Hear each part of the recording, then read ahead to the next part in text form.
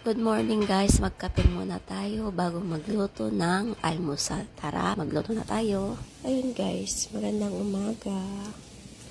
Magluluto tayo ng pang-umagahan ng mga bata. So ayan, sausage.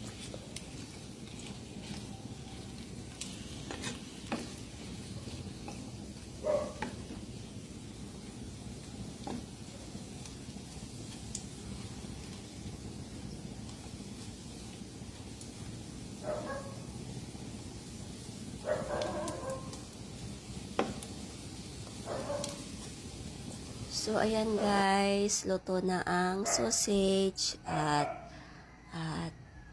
isusunod kong tignan yung aking sinain. Pero, may kasama pala akong ginuto dyan yung ulam namin kagabi.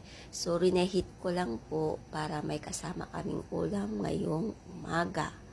So, ayan na guys. Sausage at saka yung sinigang baboy ang ulam namin. So, ayan, tignan natin kung luto na ang aking sinaing. So, ayan guys, luto na.